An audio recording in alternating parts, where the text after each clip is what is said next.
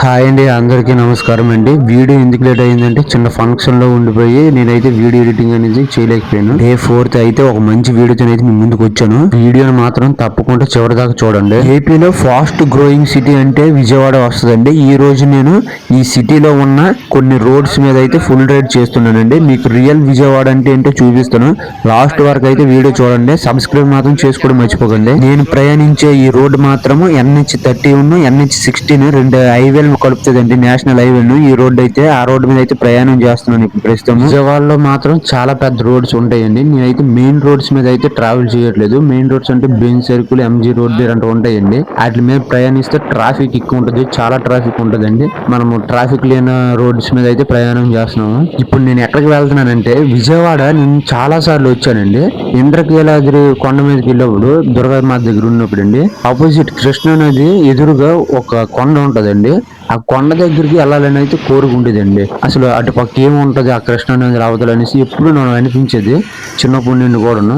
ఈ రోజు అయితే మనం అయితే అక్కడికి అయితే వెళ్దాం, చూద్దాం. ఈ రోడ్డు వచ్చేసరికి ఇంద్రకీలాద్రి టెంపుల్ మీదకి వెళ్ళడానికి అయింది. కనిపిస్తుంది కదా మీదనే ఇంద్రకీలాద్రి టెంపుల్ అయితే. ఇప్పుడు మనం ప్రకాశం బ్యారేజీ కృష్ణా రివర్ మీద అయితే రైడ్ చేస్తామండి. లక్ష లెవెల్లో ఉంటదండి. విజయవాడలోనే ఈ బ్రిడ్జి కేవలం రోడ్డు మాత్రమే కాదు, ఇది లక్షలాది ఎకరాల జీవనం ఇచ్చిన మహా నిర్మాణం ఇది. ఈ ప్రకాశం బ్యారేజీ హిస్టరీ మీకు తెలుసా? తెలియకపోతే ఇప్పుడు చెప్తాను వినండి. ఈ ప్రకాశం బ్యారేజీ కట్టడానికి కారణం ఏంటంటే కృష్ణా రివర్ అండి. కృష్ణా రివర్ అనేది ఆంధ్రప్రదేశ్ కి లైఫ్ లైన్ లాంటిదండి. ఓల్డ్ డేస్ లో ఇక్కడ ఎక్కువ వాటర్ వేస్ట్ అయిపోయి ఉండేదండి. ఫార్మర్ కి ప్రాపర్ ఇరిగేషన్ లేదు ఇక్కడ. అందుకే ఒక స్ట్రాంగ్ స్ట్రక్చర్ అవసరం వచ్చింది. బ్రిటిష్ రూల్ టైమ్ లోనే ఈ ఆలోచన వచ్చింది. 1850 కాలంలో ఇరిగేషన్ ఇంప్రూవ్ చేయాలని ప్లాన్ చేశారు. ఈ ప్రాజెక్ట్ కి ఇంజనీరింగ్ కావాలి కాబట్టి వర్తూర్ కాటన్ ముఖ్య పాత్ర పోషించారు. ఆనకట్ట, స్మాల్ డ్యామ్ అయితే కట్టారు. 1950లో రీకన్స్ట్రక్షన్ అయితే జరిగింది. ఇండిపెండెంట్ ఇండియాలో మేజర్ ప్రాజెక్ట్ గా డెవలప్ చేశారు. ఈ బ్రిడ్జి కి ఈ పేరు ఎలా వచ్చిందంటే టంగుటూరి ప్రకాశం పంతులు గారి పేరు మీద అయితే వచ్చిందండి. ఆయన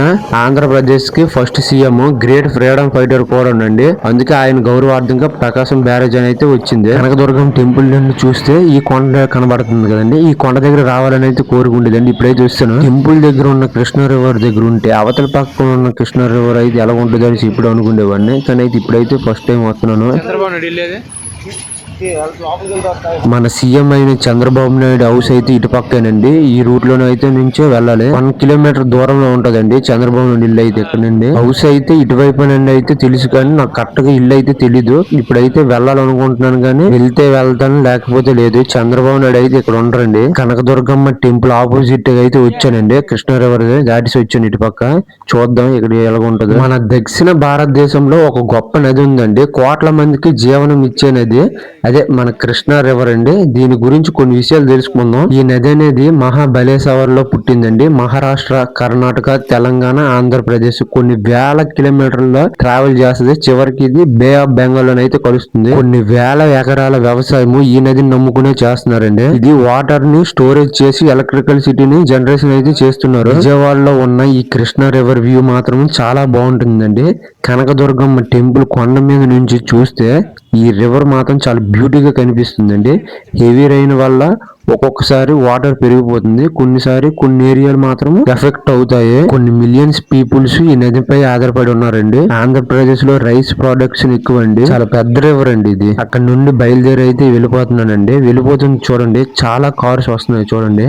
ఎందుకు వస్తున్నాయి అంటే చంద్రబాబు నాయుడు ఇల్లు ఇక్కడే కదండి. ఎమ్మెల్యేలు, ఎంపీలు చాలా మంది అయితే రాజకీయ నాయకులు ఇక్కడికి వస్తున్నారండి. చూస్తుంది కానీ బోర్డు కనబడుతుంది కదా, అదేనండి చంద్రబాబు నాయుడు ఇల్లు. బోర్డు కనబడుతుంది కదా, అంటే అటు పక్క రూట్ ఉంటుంది. ఇది చిన్న బ్రిడ్జి అండి. ఒక పక్క నుండి ఏదైనా వెహికల్స్ రాగలవు. కార్స్ కానీ పెద్ద పెద్ద వెహికల్స్ వస్తే ఒక పక్క నుండి వెళ్ది, రెండో వైపు నుంచి రావడానికి అవదండి. కార్లన్నీ రాజకీయ నాయకులువేనండి. సిటీలోకి అయితే మళ్ళీ ఎంటర్ అయిపోయామండి. రైట్ సైడ్ ఉంటది అండి bus stand. Vijayawada bus stand అయితే రైట్ సైడ్ ఉంటది. ఇది విజయవాడలో ఉండే రైల్వే స్టేషన్ రోడ్ అండి. కనిపిస్తుంది కదా, ఇది విజయవాడ రైల్వే స్టేషన్ అండి. చాలా పెద్ద స్టేషన్ అండి ఇది మాత్రము. విజయవాడలో ఉండే ప్రతి రోడ్డు కూడా అలాగా చిన్న చిన్నగా కవర్ చేసుకుని అయితే వెళ్ళిపోతున్నామండి. ట్రాఫిక్ చాలా ఎక్కువగా ఉన్నాయండి ఇక్కడ మాత్రం. సౌత్ ఇండియాలో పెద్ద స్టేషన్ లో ఒక స్టేషన్ అండి ఇది కూడా. ఇది మేజర్ జంక్షన్ అండి. మేజర్ జంక్షన్ కావడంతో ఆల్మోస్ట్ అన్ని ట్రైన్స్ కూడా ఇక్కడ ఆపుతూ ఉంటారండి. చూడండి చాలా పెద్ద స్టేషన్ అండి ఇది మాత్రం. టైం వచ్చేసరికి 4 అయిపోయిందండి. ఇంకో ప్లేస్ కి అయితే ఇప్పుడు వెళ్ళబోతున్నాము. ఆ ప్లేస్ మాత్రం చాలా రద్దీగా ఉంటదండి జనాలతో. ఇప్పుడు టైం 7 అవుతుంది. నేను ఎక్కడ ఉన్నానంటే బీసెంట్ రోడ్ అండి. ఇది ఇక్కడ చాలా ఎక్కువ జనం ఉంటారండి. మీకు ప్రతి వస్తువు కూడా చాలా తక్కువ ధరకే దొరుకుతూ ఉంటదండి ఈ ప్లేస్ మాత్రం. ఇప్పటికే చాలా టైం అయిపోయిందండి. ఇంటికైతే వెళ్ళిపోదాం. మీకైతే ఈ వీడియో నచ్చిందైతే అనుకుంటున్నానండి. మీకు ఈ వీడియో నచ్చినట్టయితే సబ్స్క్రైబ్ మాత్రం చేసుకోండి.